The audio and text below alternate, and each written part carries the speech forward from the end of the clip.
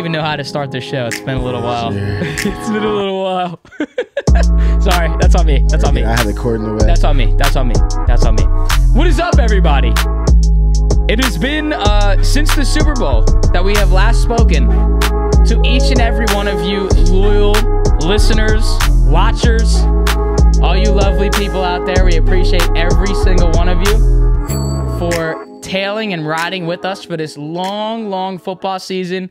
After the Super Bowl, we took some time off. Bro, no football. No football. Obviously, like the stress levels are a little bit different because we don't feel like we're that confident in our bets because we know that football is the one that we're mainly betting. Like, chill. I understand the basketball thing. You know I understand that. I had Steph Curry at MSG. You know what I mean?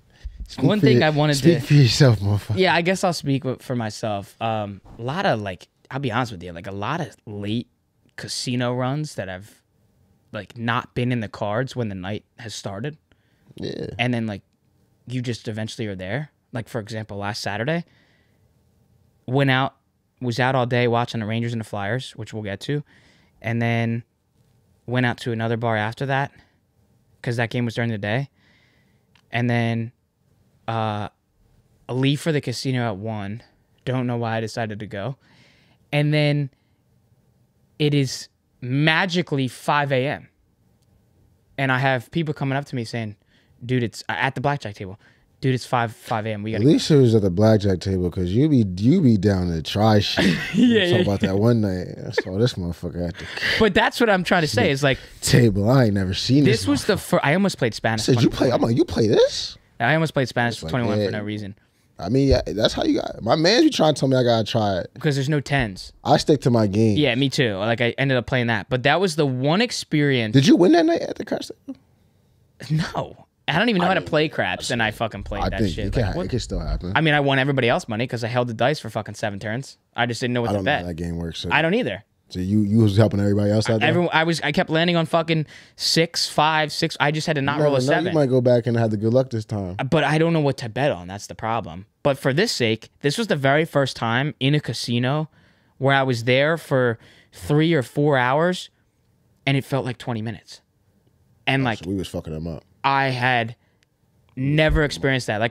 And normally I'm looking at my phone. I was just so drunk. I was talking to a bunch of people. I didn't look at my phone. And then these people were tapping on my shoulder and they're like, dude, we got to go. It's fucking 5 a.m. Like, we got to call the Uber. Let's go.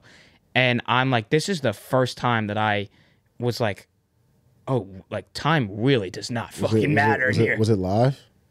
Harris. Nah, we see y'all. Yeah, you don't be fucking with. Well, because we just didn't want to drive all the way to the city. I have a lot of nice memories in live. Live's like. I mean, I like the space in. I didn't yacked in live. That's crazy. Oh yeah, you did in the Korean spot. I didn't hit plus 800s in live. Spot. Yeah, facts. I love live. Shout out to Philly Live. Shout out to Philly Live. We linked that live. We had this little dinner at live. 2021 we were there when shit was the beginning of the heater for the boys. You can't sit there no more, I don't think, man. No, you can't. They blocked it off. That's why I still like Harris. So how the fuck did we sit there? Was it not blocked off? Well, we got a table like right in front of the, we had a table right in front of the projector screens. You can't. Yeah, you might be able to sit there.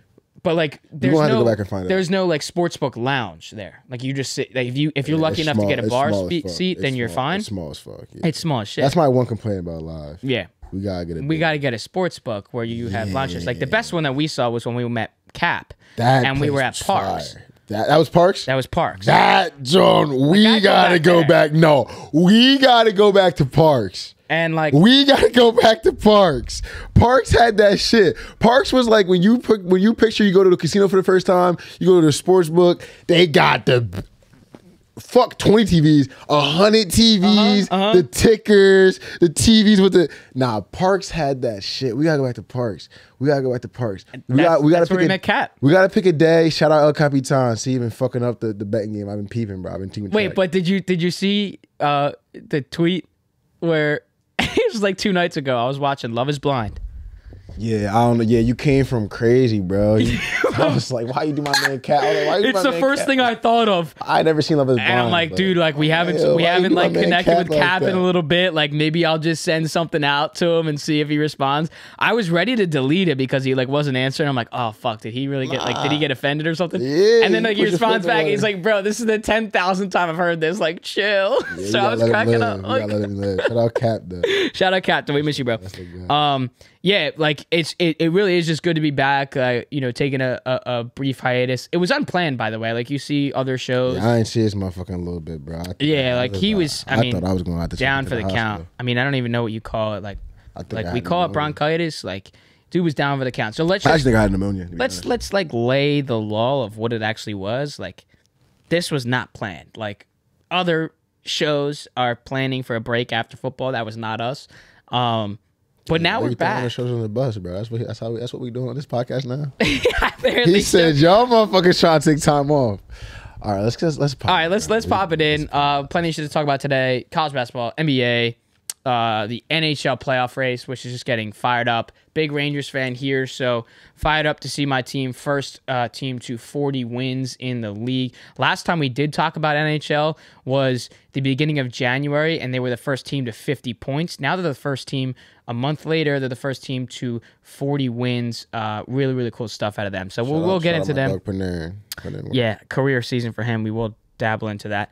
Let's start with the big news that was last week of Duke men's basketball after the loss, and the court was stormed, and this brought attention all across the media from coaches, analysts, college basketball analysts on why we should stop as students stopping storming the court because players are getting hurt. I saw Jay Billis said we need to start handing out citations.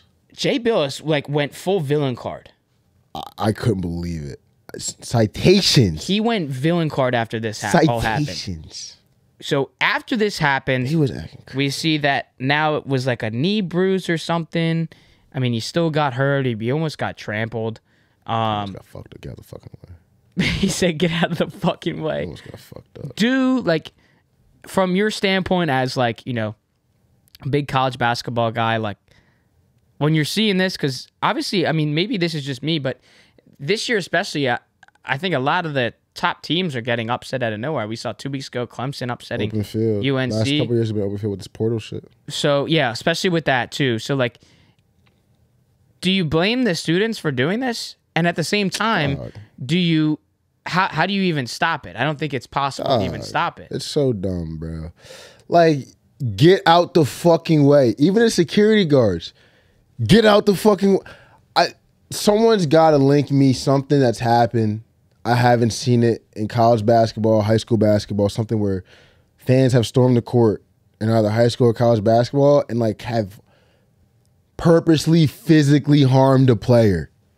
Never in my life have I heard a situation like that. Like, right. I think when we were freshmen in high school, we beat Lord Marion at the crib. We stormed the court. Security guard tried to stop the kids. That motherfucker ended up breaking his leg, bro. Like, get out the way. Like, I don't understand why we try to take something that it's exclusive to college and high school basketball.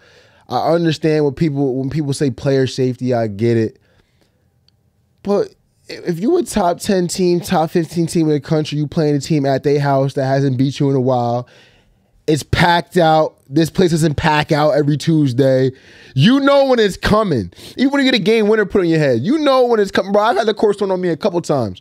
You knew when it was coming. You're not surprised. You know they about to do it. You can see the fans getting ready. So it's like, bro, you have chances to get the fuck out the way. Like, it's cool as hell. Adds a different dynamic to the game. Like, they bullshitting, bro. And then they talking about they trying to get these kids citations, bro. Like, some of these kids in college, bro, that's the highlight of their year. We beat Duke. We stormed the court. That's the highlight of that's the highlight of their college, you mean? And then parties that night, the parties the next 3 days. Bro, we can't stop storming the court, bro. We acting crazy, man. And, like, I just wanted to highlight this tweet here. Like, Jack McGuire from Barstool ends up posting this picture of what it looked like from Filipowski after with a student and he's obviously wincing in pain. And Blakey Locks quotes this tweet and says, "This picture, the video of Filipowski acting like he got shot, Jay Billis threatening jail time for college kids, and the media saying we should ban court storming. All just to find out the kid bumped his knee. Just the most perfect Duke story of all time." So I guess for Duke haters, this is just hilarious. Yeah, I ain't even get into that. It's such a perfect Duke thing. Like, that's what all I'm seeing now is that this is just the biggest, like, laughing stock for Duke, as, you know, if you're a Duke hater.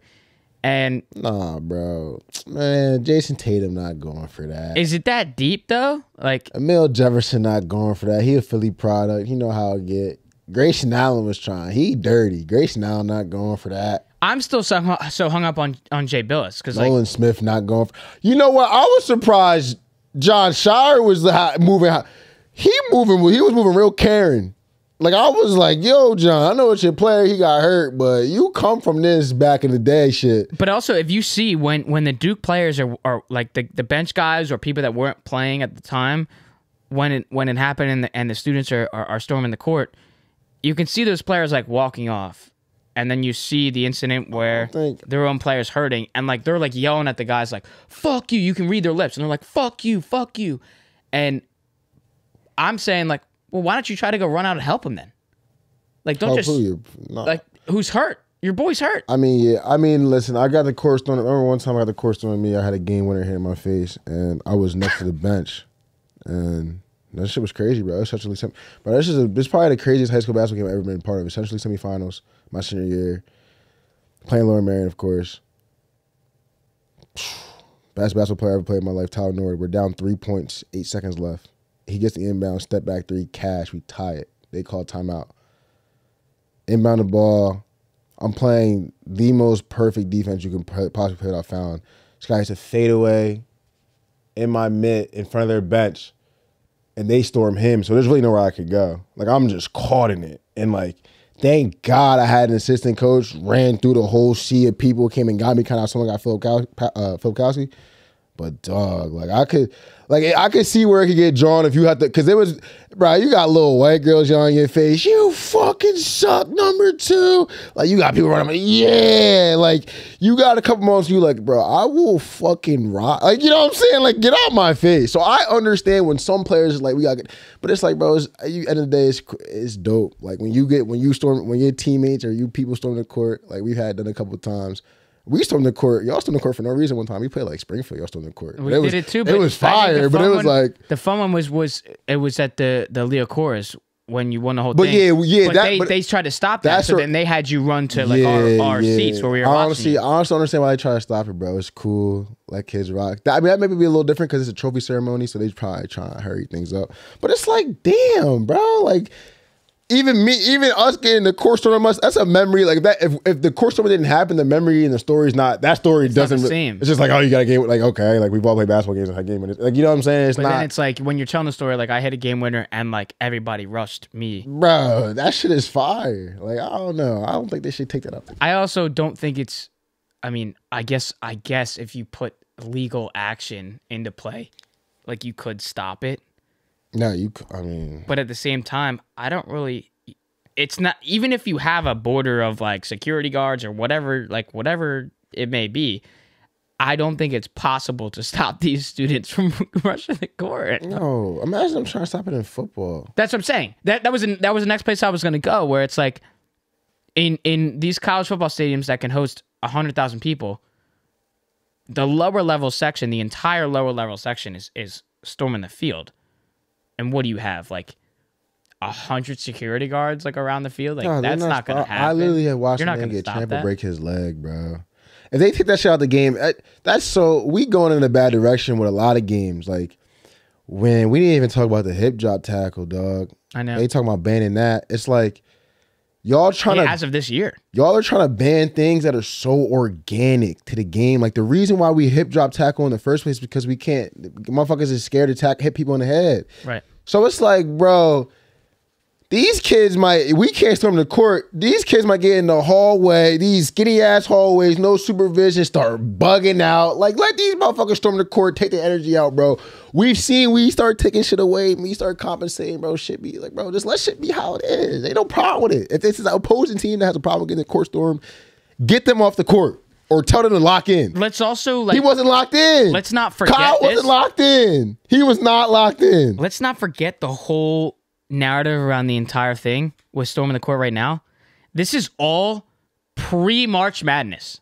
Yeah. When we're going to see again upset over upset, and we're going to continue to see. You care way too much about your college, bro. It's hard to stop. Like, you care way too much about your college. Like, if you just there, like, bro, even if you were still at Widener, bro, if y'all pull some crazy shit off at the crib, y'all storming, bro. Like, it's not like it's just school. Like, you can't. We stormed watching one of our friends score his 1,000th point. Like, yeah, exactly. And that's just why he fired. Like, come on, so, man. I mean, but again, to go back to March Madness, like, you could maybe make the argument that if this was yeah, facts. Shout out, bro. At college too, which is cool. Shout out, bro. But like in March, like it would be different if this was March Madness and you can try to create the argument that we need to stop it. But like, we're not even there yet. We didn't even get to March Madness and we're having an argument about storming the court when every year it's upset. We're going to see a 16 seed win. It happens every year. It's like we're going to see it. Even with the conference play, this is the time where it happens. End of February, like we get into the conference play, like it's getting heated up. Like it's gonna happen every year. But I also get that like these games are not home games. Like they're not in their own arena. Yeah. But there's still home fans that are going to try to get on the court. Yeah. So I can understand where you can say, well, it's not the same because you're not in the home team stadium or the 16 seed stadium that ends up winning. I understand that.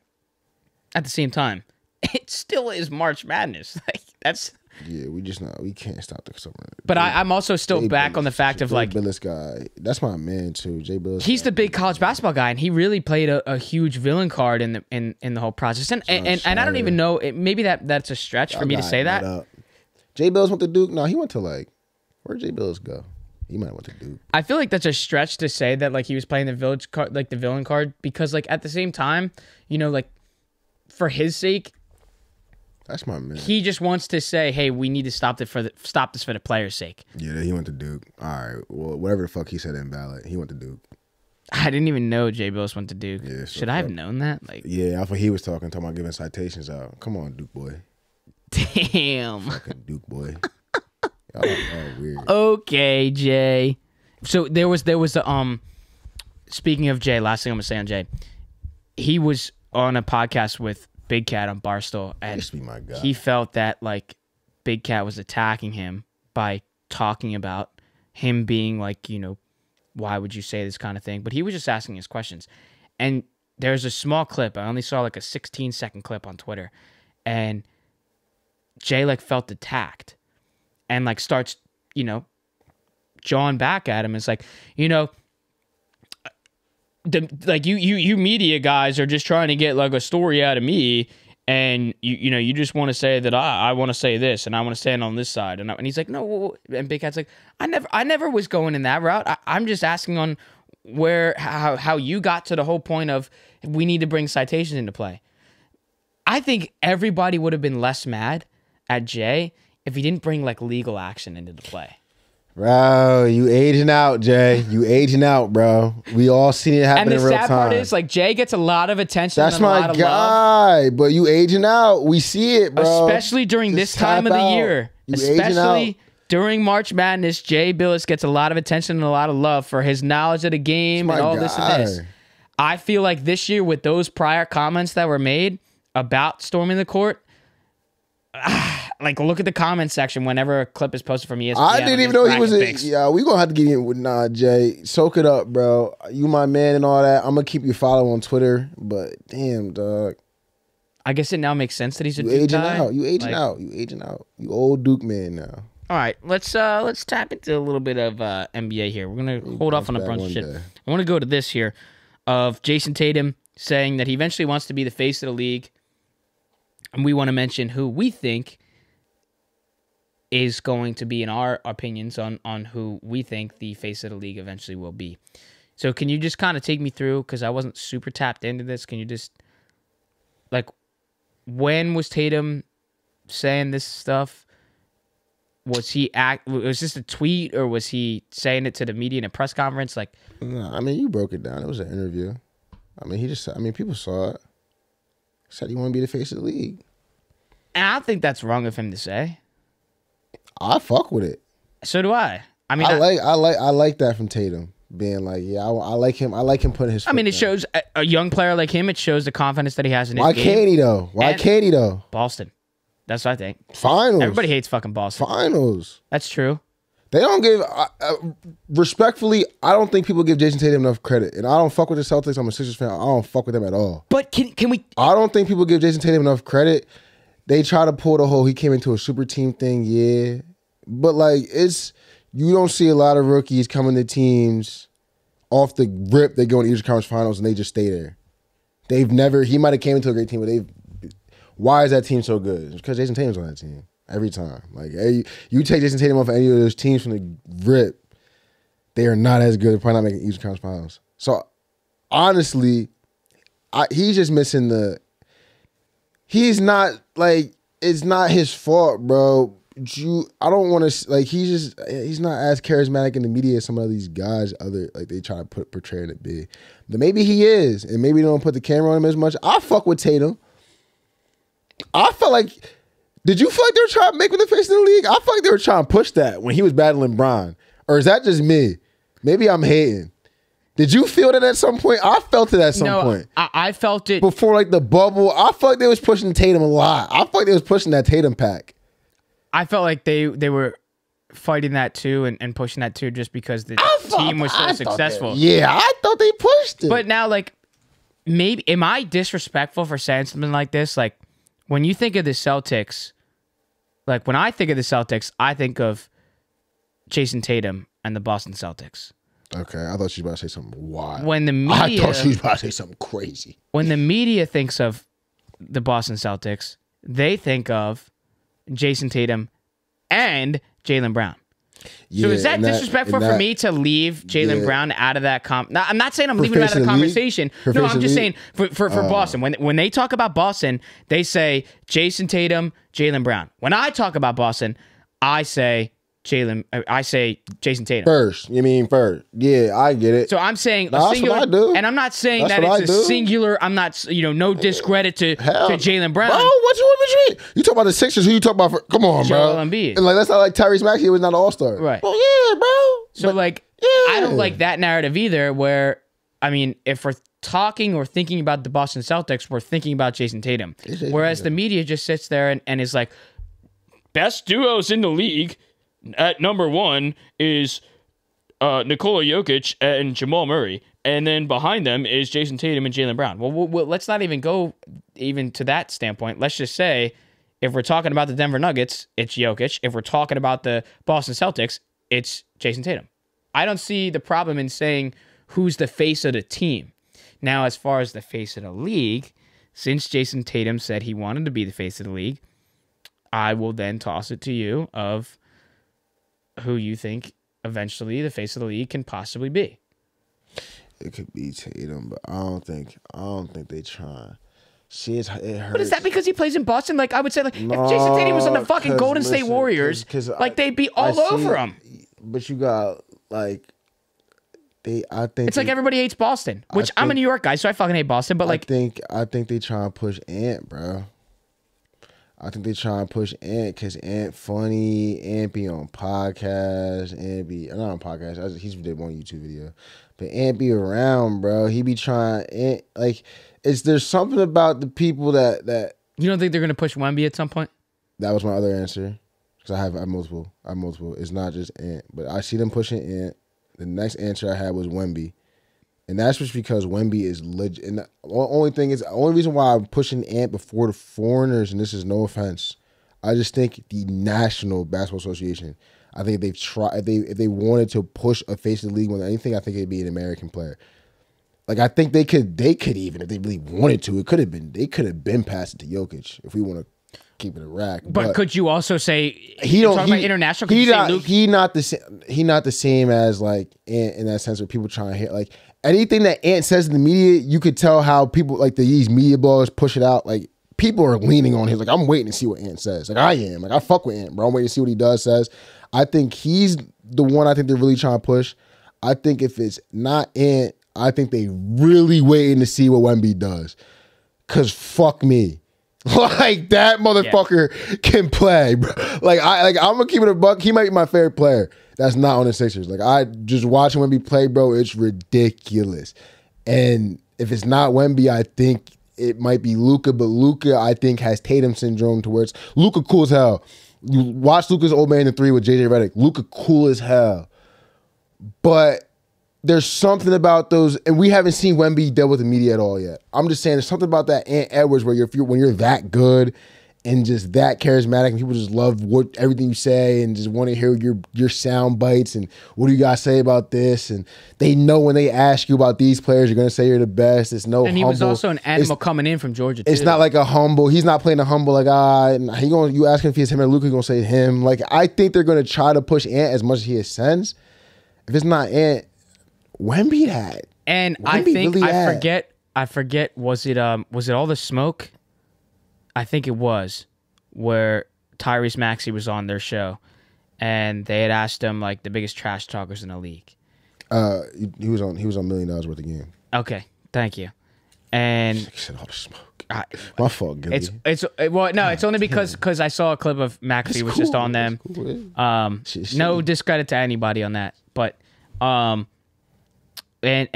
Maxey's answer to that was he had a couple, but the only one that stood out to me was he said Anthony Edwards, because his quote was like he's gonna let you. He said he's just a talker, is what his one quote was, and then he was like he's just gonna let you know it, like.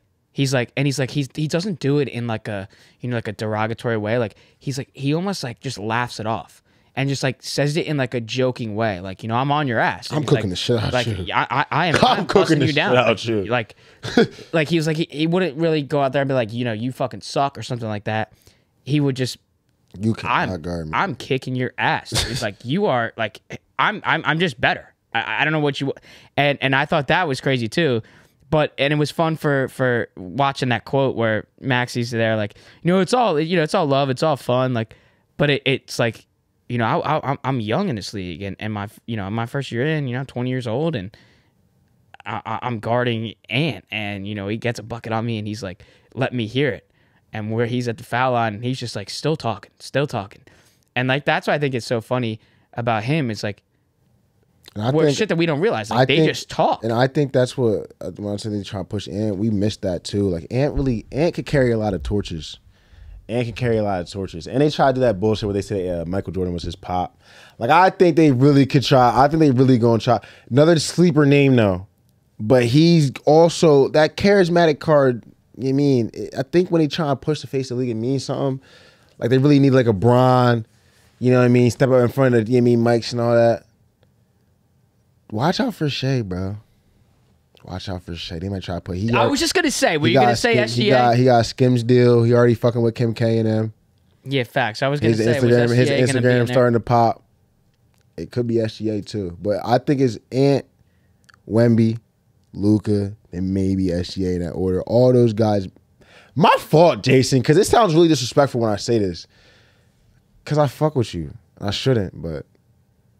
You're going to have your say too. Game, respect, scheme. That's you're what going to have your say too. I'll say like, it's definitely not out of the question that you can say some of these big guys. Like, again, I'm going to preface it. I'm a New York guy, but I would say if Joel Embiid didn't get hurt this year, we're talking about like historical numbers. 2-year run. And what's wild about that is that's just going to get pushed under the rug, right? Like, since Embiid is hurt, that's just going to get pushed under the rug. But if this was Giannis, we'd be in the fucking NBA Finals, and the media would be like, well, if Giannis didn't get hurt, like, this is what his projected stats would be.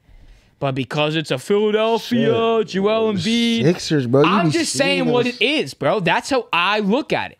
Bro, it was. We should still be talking about what Joel had done and what he would have been able to continue to do this year after the year that he had last year. So, like, let's just not put it out of the question that Joel could potentially be the face of the league. I think he just gets a lot of hate. I think he gets way too much. He gets way too much hate because he goes to the line. That's it. It's not, but like it's not. I'm not saying it's really his fault. I'm just saying who they trying to push. He just gets a lot of hate. Like they definitely wouldn't push him, but it's not crazy to say that would be a possibility. I would love to see for him to be the face of the league. I would love to see it. I feel like they don't push Joel Embiid enough. If you're talking about other big men, there would be other people that would argue, well, then if you're going to say Joel, why wouldn't you say the other J name and not say Jokic? I don't see that just because of, I don't want to, it's a tough argument, but I don't, I want to say media presence, and I don't, like, Joel's not that media presence type of guy. They're kind of the same in that. I just think Joel has a little bit more fun.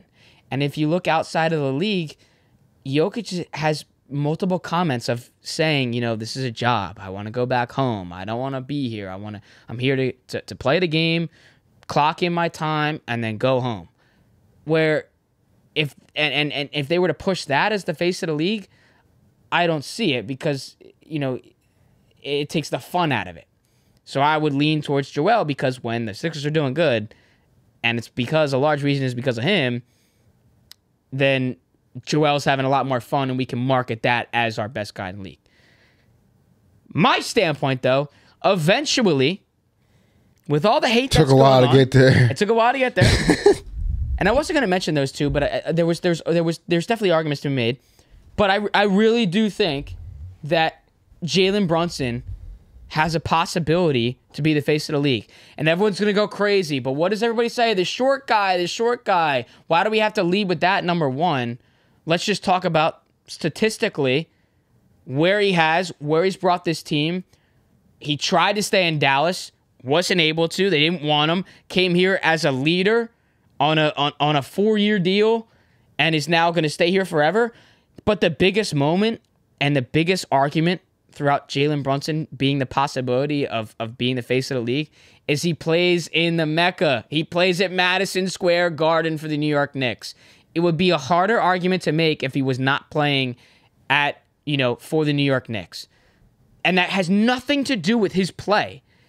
When you're playing in one of the biggest markets in basketball and the biggest markets in sports, and your number one guy is succeeding to this level, how can you not say that he could potentially be the face of the league? And maybe they won't because it's the short guy and this, and there's arguments to be made. That's all right, bro. It's not. That's also not crazy to say. If you look at the market standpoint, like, who doesn't want to play at Madison Square Garden, regardless if the Knicks are bad or if they're good? You want to play in the fucking Mecca. And when the Celtics beat them on Saturday, Jalen Brown and Jason Tatum saying, it's always fun to come to the Garden. After they won. Talking to sideline reporters after the game. It's always fun to play in the Garden. They fucking know TD Garden ain't the Garden. They fucking know the Garden is Madison Square Garden. You know what motherfuckers say when they play Lakers? It was fun to play Bron. Yeah. I'm sorry, Jalen. Okay. I'm sorry. Oh my God. I'm sorry I don't have fucking 21 years in the league. It's cool. Maybe he can get there. I think the real argument is, can you lead him to a championship? Right, and we should have prefaced this too. I think you did. Like, we're leaving out LeBron James in this conversation because obviously LeBron James. He the face of the league. He'll be gone soon. Like, we don't have to say that. The GOAT. Okay? He did some shit last night. So when we see these bullshit-ass comments, like, it is prefaced, we're leaving LeBron out of this debate. Yeah, you gotta leave LeBron out. Like, that's just like him with the MVPs. Just chill. But I still do think there's an argument to be made with the market that's in New York, and especially that the team's doing fucking well for finally. I disagree. And it has to be, unfortunately, because I think he falls into that Tatum boat where they're just quiet people. That's what it is. Just quiet assassins. The quiet assassins don't get for some reason. The quiet assassins always get pushed last. But I would say that Jason Tatum has a better shot now. It happened to KD too. That's true, especially, but that's because he left though. Before he left, even when he was just in OKC, the quiet assassins get kind of brushed under. Like it's like, oh yeah, he's just doing that. What's it? Think about what Jalen Brunson is almost averaging 30. Like for the last month or so, he's averaging pretty much 30 points, and it's kind of like being like, he's just, you know what I mean? Like and he's six. he's just like doing that. Like you know what I mean? Like KD back in the day, it's like, oh yeah, he's just Melo back in the day, like oh yeah, Melo's he's just like that. It's like this isn't like I think that when you're quiet, I don't know why, but these quiet assassins, I feel like they get. But for the Tatum argument with Brunson, I would say that Tatum has a better shot. Maybe that's just for longevity. I mean, he's been to the finals. He's been to a couple Eastern Conference finals. When you're a household name in the playoffs, it's easier. Right. But Jalen Brunson, I think he'll get there. I think the real conversation we be having now is that Becky Hammond shit. I mean, the guy that I have backed, at least over social media, for the comments that this analyst on ESPN has said all year long is Kendrick Perkins. Yo. Wait, what did you say? Say it one more time. Chill, bro. You're on. Like, why do we have to fucking do this? Nah, I thought she was talking about. Are you talking about Perk? Yeah. I didn't think you was talking about Perk. I thought she was talking about Becky. No. I was like, yo, no. I was like, yo, he crazy. Keep going. No. We won't fucking I was like, oh, he crazy. Keep going. My fault. Kendrick Perkins, it is very hard to be like loyal to your true, take all year long. Facts. Because and it's not to blame these analysts. They have to sit in front of the microphone and the camera on national television every day and say something new. And it's hard to go back on what you said and continue to it's back not what hard. you're saying. It ain't hard to go back on what you said, but like, you see Stephen A every day. And like, for example, he was apologizing to LeBron James, which he literally said, I don't do this. I appreciate that. So they got to do that more. And most of them don't, because they're saying so many different things every single day. We apologize to Patrick Mahomes every damn year on this fucking podcast. That's I'm tired true. of apologizing to Pat Mahomes. Me too. I'm tired. I just did it after I fucking shit on him during the playoffs. So I had to fucking do it. Well, you had to fucking. I mean, actually, you didn't have to. You fucking backed him the entire time. I apologize. But because you had learned. I apologize before. You had learned, exactly. I did apologize. You had learned.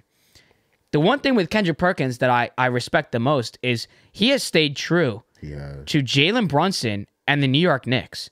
And every single week on NBA Countdown, new faces just find a way to talk down and shit on Jalen Brunson because he's the little guy, and you can't. Your number one guy on your team cannot be a little guy. And we have Becky Hammond. This is her quote.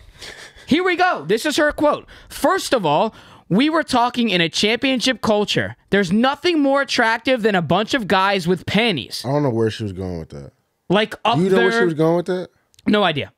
And she says, I'm just trying to get all right. I'm just trying to make sure no one else knew where I know. Yeah, because I had no idea where she was going with that. Okay. Like up there. Calm down. He's a tremendous player. I love watching him. Love watching smaller guys play because they defy odds. Yeah. Allen Iverson, Steve Nash, MVPs. Mm-hmm. They didn't win a championship. So yes, he is your 1A. And all I was trying to say is that I don't think you win a championship. It's not that he's not amazing. He is amazing. So calm down, New York. But again, why does that have to be the narrative all year long? Is Jalen Brunson cannot be your number one guy because he's so tiny. I mean, it's like last week it was Candace Parker on TNT with Adam Lefkoe and Jamal Crawford and Shaq talking about smaller guys, how he can't be number one. Why is that? Why can't we just respect what he's doing and respect what he came into and how the leader that he had to adapt to come into this team?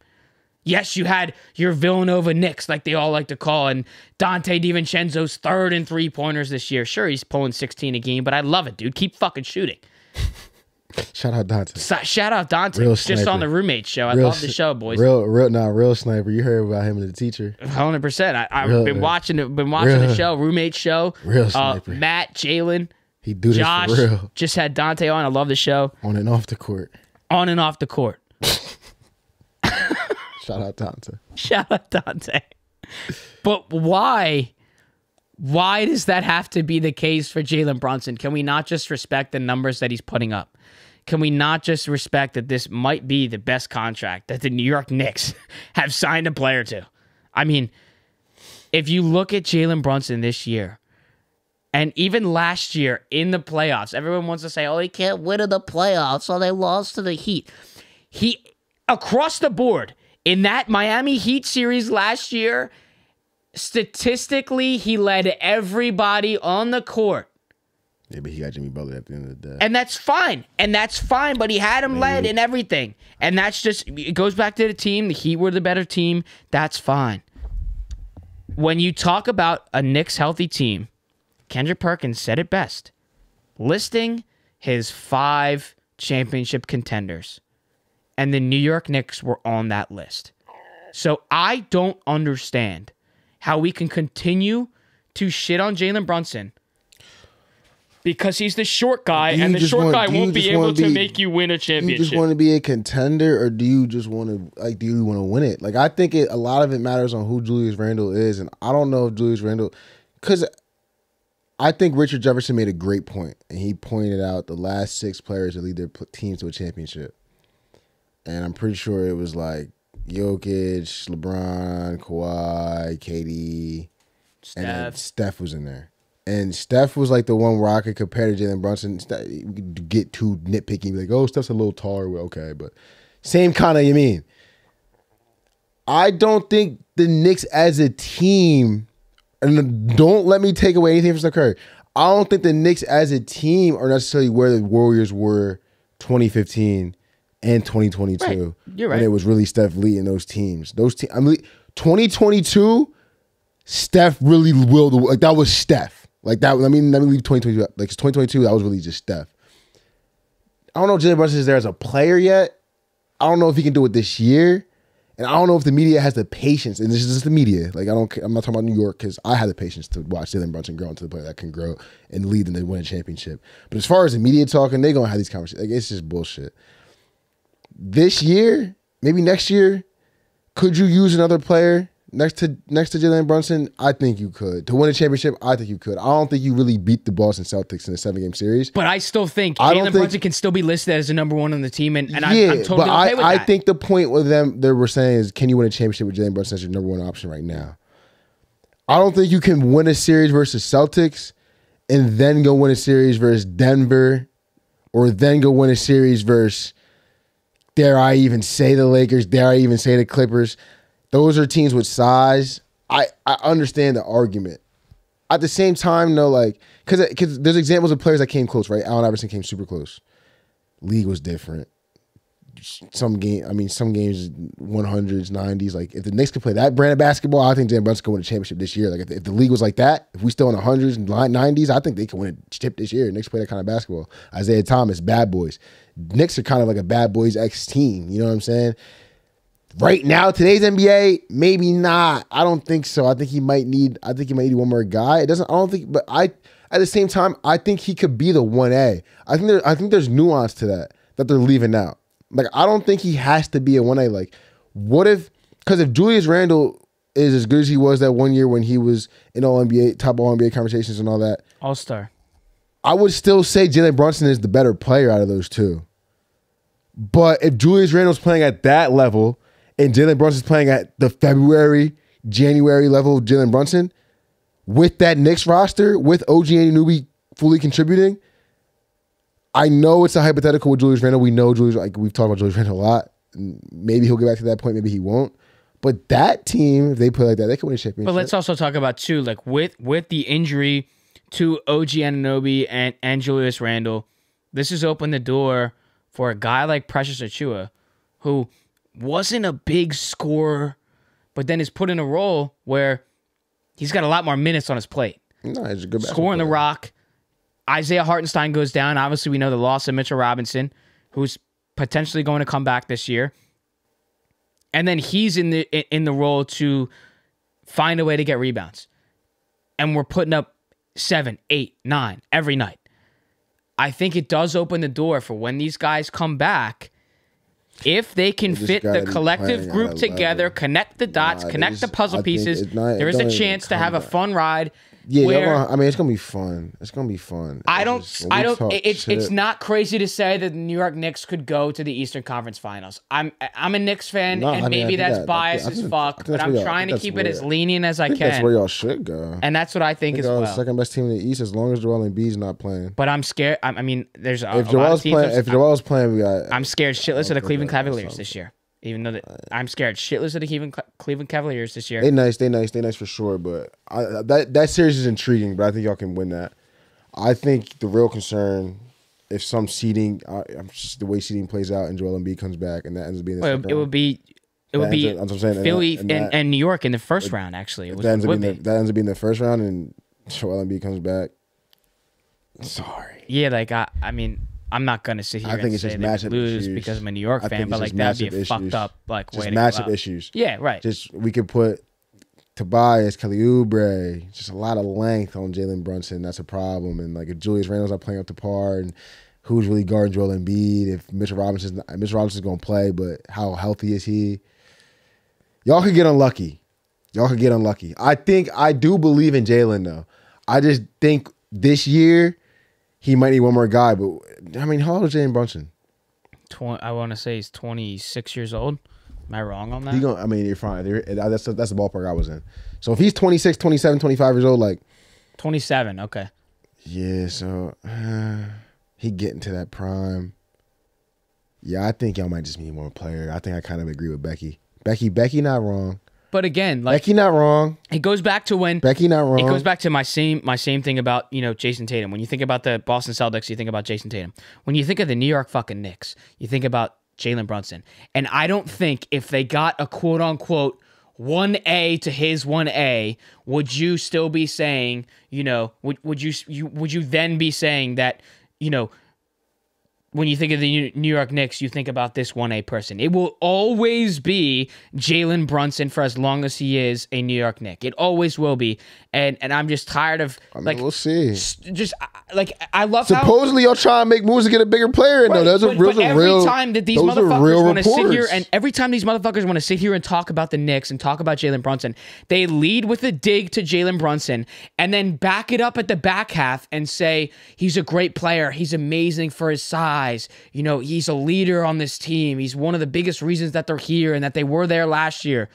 Why can't you lead with that? Why does every comment about Jalen Brunson and the New York Knicks have to start with a dig to Jalen Brunson's size and that you can't win a championship with him being a one? I'm just done with like the shade that's at the beginning of these conversations. These analysts and these former players just come on and talk down on him and then try to back it up with that he is amazing. Like it's a backhanded comment. Why can't you just say at the beginning he is who he is? He's a great player. You're gonna have to they want to have them conversations. Can they win a championship? And then when you fucking make the documentaries about this player in New York and the Mecca, we're gonna be playing those same clips back, so you fools will look more foolish in those goddamn clips. I'm just sick and tired. I don't think he'll win a championship. Well, and if he does, that's what I want to see. I want to see you guys fucking apologize because now we're in the apologizing maybe one era. day. If they keep building around. I think we know we're going to get out of Jalen Brunson. So I feel like so much of this falls on Julius Randle, and I hate being that kind of guy. That's the last thing I say about that. I hate being that kind of guy, but I really think if Julius Randle is that All-NBA player, the Knicks can go. Well, we need him to come back after the shoulder injury. It don't got to be this year. I'm just saying, just as long as he's a Knick, if he can get back to that All-NBA form, they can go. I think they could really go. I would just like to. I think it really depends on him though. I would like to see y'all got the role players. Y'all got I think they love playing for Tibbs and much. People don't, as much as myself. I don't trust Tibbs that much, but they love Tibbs. They trust him. That's important. They all love each other. That's important. We talk about markets too, though. Like you talk about last thing I'll say. You talk about Eastern Conference Finals and stuff like that. Think about what that market would be: Garden, TD Garden, Madison Square Garden, the Garden. In an Eastern Conference Final. I have to know the Celtics have the upper hand in that. But notorious chokers. Give us Knicks fans, give us the ride. Notorious chokers. Give us the ride. I'm taking Jimmy Butler to beat them first round anyway. Which should be crazy, but I don't see it. All right. We'll remember this moment though. I'm a big person of remembering the moments. I'm just going to take it. I'm going to remember the moment. I'm just going to take it. Jimmy Butler's going to be plus 300 every game, and they'll probably make it like 4-2, 4-3. Profit. Profit, yeah. Well, I'm going to be a big series better this year, too. Like series score of, like, what the games are. 4-2. Like you said, 4-2. Obviously, we weren't talking about what I was talking about, but that made me think about that. Correct score series, 4-2. Correct score series, 4-1, and then some of those crazy series. That's what I'm on in this playoffs. Okay. We're going to keep it a little bit on the New York S today. We're not trying to get to all the New York show, but these are the highlights that are happening in the league, and we're going to switch over to the NHL, where the New York Rangers are leading the NHL, the first team to 40 wins. Let's remember the last time that happened. It's the fourth time that happened. Happened twice in the 90s, once in the 70s. Happened in the 93-94 season when they won the whole thing. What's funny about that is a month ago when we spoke about the Rangers being the first team to 50 points, the last time that they had done that was the same season, 93-94. I'm not saying it's completely different teams. I'm just saying it's funny how both statistics... Now we got to have those conversations. It's just funny how both statistics align in the same fucking year a month later. It's crazy to see. And Panarin, 35 goals this season. This is a career high. He's having a career year. He busts his head after no points in a 7-game series, in a playoff series against the Devils last year, which they had the upper hand in the entire series, lost in 7 games. And Artemi Panarin does not have a single point, buzzes his head, and social media is going crazy that that's the reason why. This is a turnaround, and you have to give a lot of credit. First-year head coach, former Flyer head coach, Peter Laviolette, has really just took a deep dive into the New York Rangers and the New York atmosphere, and I just love every single bit of it. You go back to the Stadium Series, you can peep the hat, down late, coming all the way back. It was 4-1 at one point. I mean, these guys are just so fun to watch, and you're going to have the haters. So what are we saying here? You're going to have the haters. So what are we saying here? What I'm saying is, before I go on my rant of the cup run that's going to happen this year, is you're going to have the haters that are going to sit here and say, well, if you're talking so highly about the Rangers, and the Rangers are doing this good, and they're the wagon that they are, and everybody's behind them right now, it better be a cup run. It better end with a banner. It better end with Artemi Panarin and Coach Peter Laviolette hoisting a Stanley Cup. That's what it better end in. I agree with that. I understand that wholeheartedly. But why the fuck, as New York Ranger fans, why can we not just enjoy the fun-ass ride that it is? Because it is so fun watching this. Now I understand why y'all don't win championships. It is so fun watching this, and they are having a blast out there. Why can't we just enjoy this without the haters saying, well, it better end with a fucking trophy? Because y'all don't win no trophies, motherfucker. Well, last time was 94, and I'll tell you what. When's the last time a trophy came to New York? Oh, it was the Giants, bro. It was the Giants in 11. It was the 2012 season, but it was the 11 year. Yeah, see, I see why y'all don't win championships. All right, shut the fuck up. Okay, y'all be enjoying the ride. Y'all be happy to be. I see why y'all don't win. No, I'm fucking happy to be there because finally, the last couple years, I felt the same way that I did in 2014 when they lost to the Kings. I really felt like that was the year. That was actually crazy. I remember that. And then the last couple years, we were freshmen in high school. I remember. I forgot about that. And then the last couple years, big series against the Lightning, and then, they would have had to go to Colorado after win that playing. Year? No, they would have went to Colorado. They would have went to Colorado, and they had played, I think it was 16 games in 18 days. Because they went to they got bad. They went to 7 games against Pittsburgh. It was 6 games against Tampa. That wasn't the year. But, that team was spicy as hell. And it was nice. And nice. Dare I say, it would be stupid and foolish of me to say just as good now, but it felt like it then. And then you see a team like this, and then wait, you saying that team was better than this team? No, I was saying it would be foolish of me to say, back then I'm like, oh my god, this is like one of the best teams we're ever going to get. After signing Panarin, he's going to be here for the rest of his career. He's 31 years old. Obviously we're in the prime, but we're getting towards the end of it. So. Y'all gotta act on this. Act on this now. And you put Peter aside, you put Coach aside, you put Artemi Panarin's career year aside, and we look at who's been the most consistent on this roster year in and year out, especially in the fucking playoffs, and that is number 31, Igor Shesterkin. You cannot find a better goaltender in this league. If we got Igor, we can go places. Like, and the biggest thing that we have spoken about is when you go to the playoffs, you don't need a backup goalie. You need a number 2. You need a number 2, and this has been all surfacing from last year because the Colorado Avalanche defending their title, they didn't have a number 2, they had a backup. They had former Ranger Alexander Georgiev, and he played every single fucking game. They didn't have a number 2, and they ended up losing, getting bounced way earlier than they should have. They were the only team in the playoffs that did not have a secure number 2. Again, let me say that again. It's not a backup, it's a number 2. And the Rangers find a way every year to just feed other teams number 2s.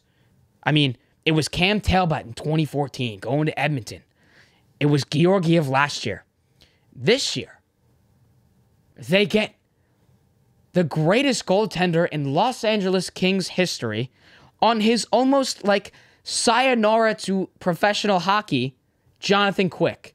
I did PPL. I watched one game earlier this season. And he has a resurgence like no other. And I would not want to let this ride go any other way than having Jonathan Quick to go on another fucking cup run. Jonathan Quick was a part of that roster in 2014 that beat Henrik Lundqvist. Part of that roster. Oh, fucking ran that roster. He was that. I remember he was that. Won that series. So this is, I mean, this is great for both parties. Quick is playing so well. It almost thought that he was going to come in and be like this mentor for this team. But he comes in and is playing lights out and everything that Igor needs when he needs a night off. 7-0 in his last 7 starts from the All-Star break, but pre-All-Star break was struggling. They let him sit for the 2 games after the All-Star game because they were still having him work with coaches and try to figure out what the slump that he was in. And sure, goalies go in slumps. But now he's standing on his head every night, and I would put Markstrom at number 2 behind him. But Igor Shesterkin is the fuel to this team. This team obviously feels that as well. It's great having one of the best goaltenders in the league. For some of you, for me, the best goaltender in the league. That's going to bail you out of situations like no other. And everyone's going to say that when they play against them. And that shit's on Igor. That shit is that shit is. I watched that motherfucker let one go to the 5-hole. I forget what series it was. I think it was last year. I don't need that Igor. I don't want to see that. You know what Igor I want to see. I mean, let's go back 2 years ago when playing Pittsburgh and they went to a triple overtime. They lost 4-3. I believe it was game 2. Might have been game 1. I think it was. No, it was game 1. Game 1 of the series at Madison Square Garden. They lose in overtime, in triple overtime to the Pittsburgh Penguins at Madison Square Garden. Igor Shesterkin has 79 motherfucking saves. That shit was crazy. I think I watched that here. 79 motherfucking saves. I mean, this is just incredible. That's the Igor I want to see. That's the Igor that we want to see. And all of last year when they lost, I kept saying over and over and over again, you got to give this guy some fucking goal support. No, he's bailing you out of every situation possible. And when one lets in, you guys go crazy and you're like dead fish out there. No, that wasn't his fault last year. He was getting pegged last year. Now you have goal support. He just might have to be. I just know how y'all play hockey, man.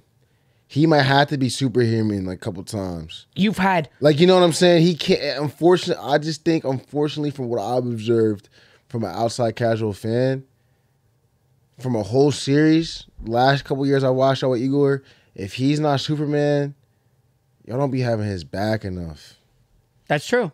I mean, like you know what I'm saying? Like, I mean, I back him because I'm like, give him some fucking goal support. Help him no, out. He can't. No, that's the thing. I feel like at least from the outside look, I don't think it's Igor for at all. But I'm just saying, in order y'all because I don't think y'all going to give him the goal support at the end of the day. That's going unless I'm wrong about the Rangers this year. Obviously, y'all, the best. But like, that's when it comes to these playoff series. That's the only thing I've seen is like when Igor lets one go to the 5-hole one time in like 8 months or. Lets a couple goals go through because he's getting pegged all night. It's like you'll end up losing that game 2-1, 3-1. It's like, damn, the series is. What else are we supposed to do? It's tipped on his head now. It's like, I need Panarin to get. I need Panarin legacy series. It's gonna get. I mean, I guess that's what it takes. It takes a couple legacy. It takes a couple legacy series. It takes a couple legacy series. It does. I gave my digs on Panarin last year. I gave my. We just need some G's. Now. We just need some G's. 0 points in that. We need some G's. You know who also had 0 points in that series? In that Devils series, 7-game series, was the first pick in the draft for the Rangers, Alexis Lafreniere. And this year, he has blossomed into this beautiful flower of a fucking player that he is. We got some weapons. Weapons out the fucking wazoo. Some weapons. And it just feels like everything is finally coming together. We always knew we had like the backboard and the support system from Igor. And then these guys, our top guys, were just not playing to the potential and the ability that they had. Last playoffs, it looked a little timid. And now we're looking at this team and they're here. And then you add, I guess, the face of the NHL right now at a rookie 21-year-old 6'8", Matt Rempe, who is just fisticuffs with everybody who fucking wants it. And that's why. Now look, okay, let me just preface this. Okay, Matt Rempe has no part in the goal scoring and the player ability and the only thing really is you get the boys fired up. When you spend setting an NHL record in history, 4 games and 27 minutes in the penalty box, history.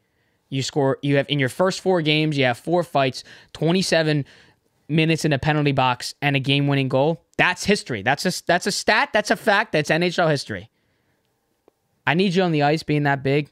I'm sick and tired of these motherfuckers that want to just fight you because you're the big fight now. Oh, he gonna get fucked up in the playoffs. I need you to be on the ice, but I absolutely love this. I mean, all like, is he gonna play in the playoffs? He's gonna play. He's gonna get fucked up. Like, you guys are, like maybe some of like the older listeners and watchers, you're like, that's real hockey. That's what old school hockey is. Like, I thought that was hockey. Fisticuffs. I thought that's what hockey always was. The fight that we saw on Saturday against the Philadelphia Flyers is going down right now all over social media as the fight of this century. Literally, please don't say century. Please don't say century. I didn't say century. Sorry. Decade. Don't even say it was decade. It was decade. decade. I even think decade. It is. Nah, because it was a 60-second straight of just straight haymakers. I think Wayne Simmons was skating around out there in 2014. I think not Zibanejad. What's the one bull's name? That played for Ryan the Bruins. Reeves? No, that played for the Bruins. The big motherfucker. Zdeno Chara? Chara. He was skating around 2014-ish. I think they were still mixing from what I recall. Right. I could be wrong. I need to get hip on this new era NHL shit. Cause why y'all so hype? Because I thought this was what y'all be hyping up hockey for. Right, but cause now I gotta call. Cause y'all be trying to play that tough guy card when it comes to hockey. See, I see how y'all got hype on this fight. Nah, I fucked with it. I was watching the game live. I watched the fight live. I didn't react. I thought it was a cool fight for sure. I'm not going to downplay the fight. I was just like, holy fuck, they're still going. Why are they not stopping it? They're going. Let's not. We don't keep hockey. What makes hockey great? NFL wants to ban a hip drop tackle and ban hits to the head. Y'all can calm down a little bit. Let these guys fight. But let's think about this. NBA want to add new rules. Don't add no new rules. Don't start ending the fights early. Let's just let these motherfuckers fight. This should not be a rare occurrence.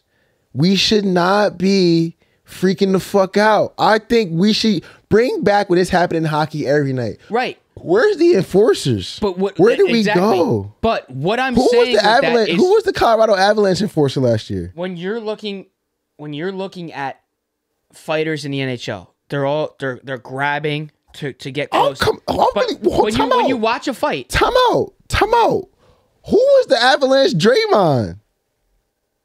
It was probably, I don't know if he was there last year. Was it Kadri last year? So Kadri was really mixing for them? Because it's hard for me to believe these teams really winning champion. Like, they really try and change hockey. These guys winning championships without, like, They like, yo. But I don't even think it's changing. I mean, this dude's 6'8". You put him on skates. What do you mean? He's a scary human being. They all want to fight him. I watched Scotty Hartnell fight the Pittsburgh Penguins for like 5 minutes. But like no. Scotty Hartnell fought them for 5 minutes straight. Like, I'm talking straight. I remember that like it was yesterday. So the Stadium Series game, it was his first game. What happened to hockey? Where did Scotty Hartnell's at? He gets his skate, which was the coolest thing, in front of 80,000 Rangers fans. And then he's sitting at center ice, stretching. And this wasn't like a, I want to, obviously the Islanders all want to fight him, but this wasn't like a comment of, I want to beat your ass. It was, hey, this is your first game. You're in front of 80,000 people. You want to drop the gloves and rile up the fans in your first game? Yeah, and it was a great fight. The very next fucking game against the dog shit worst fan base in the league, in sports. New Jersey Devils fans, I fucking cannot stand you. You are scum of the earth. Goodbye. And Rempe comes in, knocks your motherfucker out of the game, has another fight again. Then has another fight after that against the Philadelphia Flyers. And then the next night, the day later, against the Columbus Blue Jackets. He's got a hit list. He's got a target on his back. Everybody wants to fight him. And they want to just put his ass in a box. And that's fine. No, he's going to be that enforcer. You got to start their culture. I didn't know. Got to put respect on his man. He got to start their culture. I didn't know hockey got soft. I didn't know y'all got soft. I found out y'all got soft by how viral that fight went. Well, because I noticed when you're watching these fights, they're waiting because they're trying to get like leverage and they're grabbing and they're waiting and they're waiting. In the Flyers fight and I can't remember his name. The Flyers fight each other out with Rempe. That's what we need. It was just steady for 1 minute straight, and the refs let him go. Just punches, and it wasn't that they were just flying. Yeah, they were hitting, and they just kept going. I heard you told me too. The players be tapping out. The players be fake dropping. Like, y'all need to get back to, see, the world needs it. I see people trying to get into UFC, all this. We longing for motherfuckers that's just going to beat the shit out of each other, bro, because they're not letting the people do it in the NFL no more. Y'all just got to start mixing, bro. It's cool. We need more Rempes. He got to start the culture. And I mean, if there was a moment. I was alarmed. Or a player to add to the hype that's around this fucking Rangers team. He gotta do it. He gotta fight every night. This is the best possible thing that he gonna bring the best out of somebody else. He gonna beat somebody's ass, or he gonna get his ass beat, and somebody like, damn, I can really whoop somebody's ass. I'm gonna start fighting more. We need more. I thought that was, now I will that say was though, mind blowing to me. That was like a big deal. All these other fans are gonna disagree with this, but for Matt Rempe's sake, I mean, for your longevity in your career in the NHL. Let's tone down the fighting a little bit. I don't know if he worried. I don't know if it's just kind of. I don't know if his hockey play gonna keep. Everybody's gonna say I'm soft for that, but that's the fucking true statement. I don't know if his hockey play. You keep this fucking fighting up, dude. How long are you gonna last? Are his hockey skills gonna keep him in the league? I mean, what's gonna keep him in the league longer? Probably being an enforcer. Okay. And who's a great comparison to that? Mr. Ryan Reeves, who plays against them on Saturday, and I'm telling you, they're gonna fight again. This is gonna be another fucking. Who's gonna win that? Ryan Reeves is going to maul him. It's going to be a great fight. They better fight, bro. Ryan Reeves is going to maul him. We'll come back to this. We'll clip this out for after that happens. But yeah, Ryan Reeves just, I mean, there's not, you talk about guys that are not many left. You talk about enforcers. He's one of the ones. He's still one of the motherfuckers that doesn't wear a visor. Yeah, he be fighting, bro. I remember the playoff. Bad. I remember the playoffs. They be trying to calm him down because it's like, bro, we can't take a penalty, bro. You know what he said in a press conference earlier this season?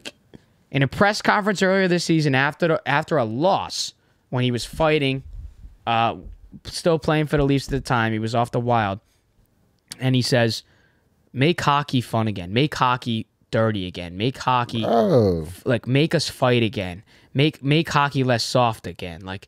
When will we get back to what hockey was? Bro. And that was the whole rant of what it was. And, he's truthful for that because... He's right. Especially for, our parents that were seeing Broad Street bullies in Philly. I'm not even trying to draw. It took a 60-second fight to go viral. We could do that every night, NHL. We could do that every night. But Ryan Reeves trying to go for 60 seconds. Ryan Reeves not going. I'll tell you about... He probably going to knock you out before we get there. He try and go 60 seconds. You talk about guys like dropping before the fight's over. In that same Devils game, this was before the hit had even happened, where Rempe was ejected.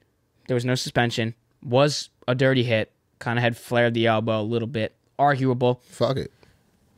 He goes to grab a Devils player. I don't remember who it was. He grabs him. He turns him around.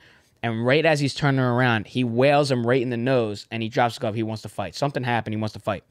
Immediately after the first punch, this guy just falls to the ground, covering his face. Falls to the ground, covers his face. He doesn't want any parts. He doesn't want any parts. Hockey players. So you talk about, guys that talk about trying to get fighting, keep fighting back. The fighting's not happening when these guys just don't even want it half the time. But also, if fucking 6'8" Matt Rempe on fucking skates 7, I don't want that shit at all. He hit you. That's true. What you mean? I ain't know hockey players got crazy on this. I ain't know y'all turn soft on this. Hopefully it's a reform. Rempe start the reform, Rempe. Because Ryan Reed's going to want to fight. Whoever. And he got his ass beat against the Columbus Blue Jackets on Sunday. He going to want to keep fighting. And he showed up to work the next day with a black guy like nothing happened. Let's do it. And you know what? I saw Spitting Chicklets. Start Rempe. Spitting Chicklets on Barstool. Whitney and Biz really broke it down nicely with this whole thing. Where I think it was Whitney that broke it down. He's like, his first day of work as a 21-year-old was going in front of 79,650 fans and fighting on his first fucking day. And he obviously tried to make the narrative. Painting the picture like a motherfucker. He had to play some hockey too, but yeah. Right. And then he made the narrative like, are you going to go into your 9 to 5 and go fight somebody? Like, obviously that's not the narrative, but he was going there. Wilding. But like, that's also just a crazy thing to think about too. You got a shitload of nerves. You're about to play in a fucking stadium series. You look at the stadium series, this is the third Rangers fans at MetLife on Sunday. I was at the Flyers and Devils game on that Saturday. The Rangers game the next day was 79,650 fans. That ranks number 3 in terms of attendance since they started the Stadium Series in 2014. The only 2 games that have beaten the Rangers in attendance are games at the Big House. Obviously, because that fucking stadium seats 100,000, which is awesome. And the next Stadium Series is going to be there again with the Blue Jackets and the Red Wings. I mean, awful game, but like, we get to see another outdoor game at the Big House. And the one thing I'll say about the Stadium Series, too, before we get out of here, is, like, being at a Stadium Series was, like, super, super cool because it's, like, you want to go see those games. And you remember when I went on that rant about the Winter Classic game, and you got to be in the cold games. Those games have to be cold. Well, it was fucking 13 degrees at puck drop. I mean, you are fucking freezing your ass off. The only way I was able to not be able to feel my fingertips was because there was a lot of Miller Lights that were going down. I mean, it was very, very, very cold, but that's what I wanted. Too, boy. The only dig that I would take away from that is it's a hockey game, and everyone would say the viewpoint. We were the 4th level, where we were 4 rows back from the 2nd level. So we had great view, 2nd deck, and you look at MetLife, it's a bowl. So there's limited seating in the second deck. You don't want to be in the nosebleeds because you can't see the puck, but you don't want to be down low because then the boards block you from seeing the puck. So you have to sit in this 200 levels. You get a great view. We had a great fucking view. It was awesome. The one thing that I'll take away from it that I didn't like so much is it's a hockey game and it's a once in a lifetime type experience. So you don't want to miss any game time. So you wait until the period ends to go get a beer or to go to the bathroom, shit like that. Sure, you can leave 3 minutes or 5 minutes before the period ends, but you don't want to miss any action. Nobody leaves. Shit, I mean, like me, I'll get up. So 5 minutes left. It took an hour huddling shoulder to shoulder. Yeah, nah, y'all be bugging. Dick to dick. See, not just to walk to the bathroom. I have a hot take. I'll do that any game now. I started doing that like last year. I don't even care who that's playing. The worst I ever experienced. I'm leaving. That was just huddled with all these guys, man. It was crazy. It's TVs everywhere you about to go, bro. Yeah. It does suck to miss. I've missed a couple home runs, missed a couple buckets, but like, bro, ain't nothing better. I can't. After the couple times when you really complete the mission the right way, I'm telling you, it's nothing better than going to the bathroom. It's nobody in there. Yeah. I'm hitting the vape with my dick out. Like, I wash my hands, come out. I mean, it's get like a pizza. Ain't nobody in the pizza line, condiment line. Whoop, whoop. By the time I'm going back into the seats, everybody leaving. I eat. Ain't nobody around me. And you talk about missing 5 minutes. I missed the first 5 minutes of the second period because after you were huddled, I mean, it was a mosh pit to get in there. I guess I don't really care about hockey. Hockey kind of different because you don't score that much. So I mean, that game, the Devils Flyers game was 6-3. So the Devils scored with 18 seconds. But like missing a goal, you're not thinking that missing a goal would kind of suck. But like, I still would be down to miss a goal, bro. Not dealing with lines at a stadium. But then to go, oh my god! But also, like, I'm leaving anything a little. You know how big a concession like those areas are. I mean, I'm trying to paint the picture for you. It was person. Like, bro, you're not moving, bro. That shit's not worth it, bro. And people are shoving. I'm telling you, and you're falling into people, mosh pit, and then you think, oh my god, I finally can get into the bathroom. I'm cool, bro. Nope, there's 20 people in each individual urinal waiting for you to go. Like, come on, next game y'all go to, just test it. You can't do a minute. A minute is not enough time. Have the motherfuckers that try to leave the game. I'm leaving the game early. They leaving with 2 minutes left. Like, bro, everybody leaving. You're gonna sit in the parking lot, bro. Relax. It's not like leaving the game. I'm leaving the game. I'm on the side. Most people don't do it, but I'm down to chill, bro. We can just sit in here. Yeah, which we've been doing now. Like, get another, like, you know what I'm saying? Another beer. The Flyers game, we were like, when you at the game, when a game's over, I think you should chill a little bit. Like, people, but I think if you try and get like a bite to eat or go to the bathroom, bro, I think you should dip out. Like, well, I think you should, when I went to you should just get up and dip. The Sixers Knicks game last Thursday. So like I sound like a freak, but it is so like it's almost like mentally different, bro. You're like, holy fuck, like. It's not a madhouse out here. Like, I can just go get my shit and, like, whoa. Like, bro, you can just watch. I'm watching the game in the line, talking to the lady. We all stress-free. You know what I mean? I'm just watching the game. Like, all right, the crowd going to be a little bit ahead. But it's like, bro, I did it a couple times. I was like, damn, I'm dumb as hell. Yeah, but also, like, I couldn't do this my whole life. Like Thursday when we were at the Sixers Knicks, when we were at that game, it's a blowout all game, and then the Sixers got back in it, and then it ends up being a blowout. And these guys, like Sixers fans, start leaving with like 4 minutes to go. As a Knicks fan, I'm happy because the Knicks are winning. But at the same time, like my mom, as a Sixers fan, is like, let him go. Let him go.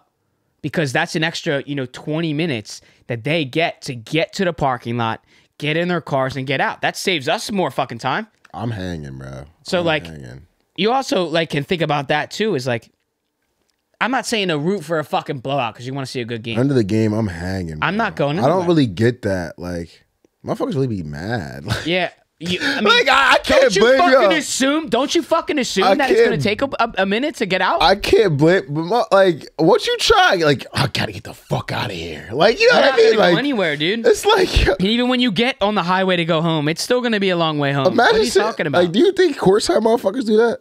Like, do courtside motherfuckers leave early? Courtside motherfuckers, I think they do. 1000% leave early. I would. I think the only person I can say confidently. I mean, again, I'm a Knicks fan. Spike Lee doesn't leave, but nah, some courtside people don't leave, but like I think courtside people leave too. I would say that to me, like, bro, I don't know. But like here's the deal. I feel like such like a weasel trying to rush out everybody. Like, oh, we gotta get out. Oh, it's like 3 minutes. I'm not a regular like courtside seater, whatever the word is, and I get courtside seats for like the first time, like we're staying there.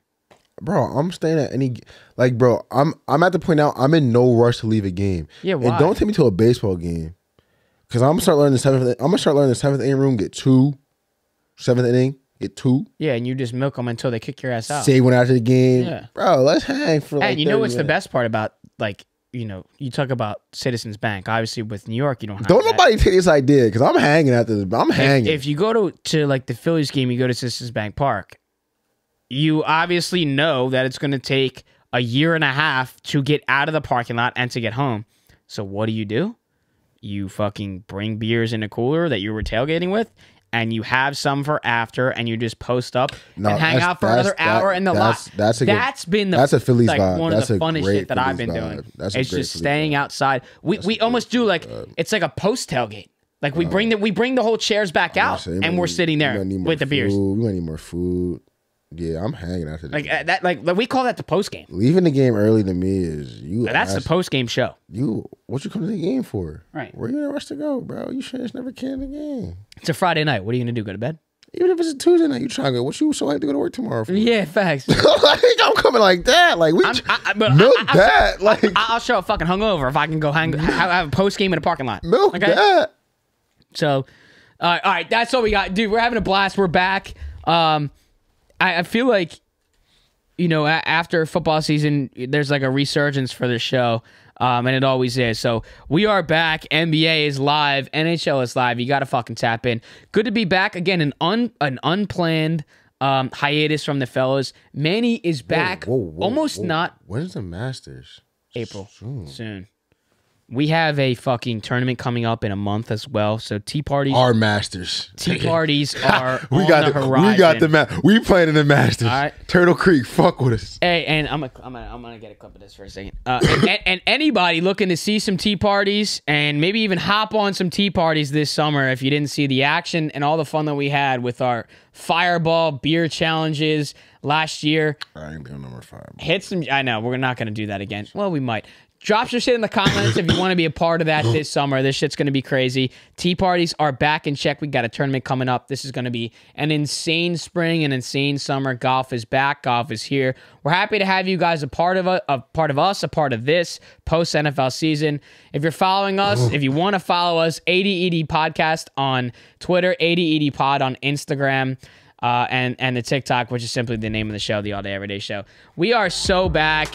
Happy to be, resurgence after the Super Bowl. You've been listening and watching to the All Day Everyday Show.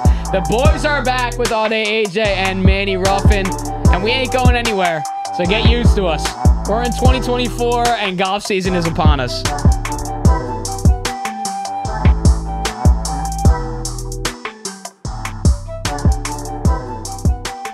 I didn't even say to you, do you like the stash? I think I'm rocking it.